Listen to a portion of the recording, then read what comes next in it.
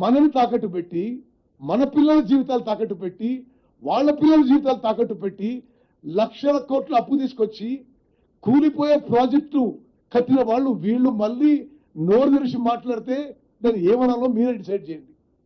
ఒకటే ఫిగర్ చెప్తా మీకు.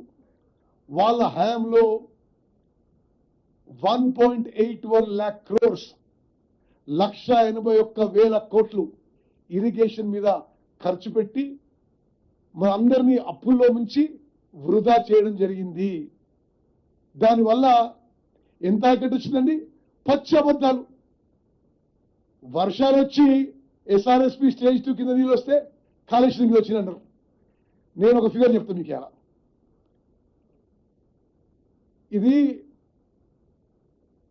కాళేశ్వరం ఈ ప్రాజెక్ట్ మేడిగడ్డ ప్రాజెక్టే గుండెకాయని వాళ్ళే అన్నారు. మీలో ఇరిగేషన్ కవర్ చేసిన బాలు కానీ, ఫసీ కానీ, మొయినుద్దీన్ కానీ, ఫల్గుణాచారి కానీ మీకు తెలుసు. మేడిగడ్డ గుండెకాయ అన్నారు వాళ్ళు. మేడిగడ్డ కూలిపోయింది కదా. ఈ బ్యారేజెస్లు కూలిపోయిన తర్వాత స్వతంత్ర భారతదేశంలో ఎక్కువ వరి ధాన్యం పండించింది మా ప్రభుత్వ హయాంలో.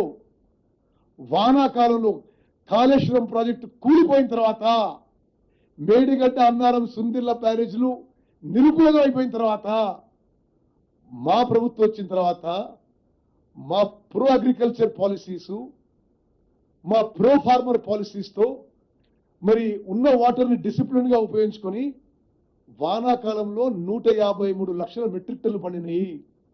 యాసంగిలో గగ్గోలు పెట్టిన వాళ్ళు ఆడెండిపోతుంది ఈడెండిపోతుందని.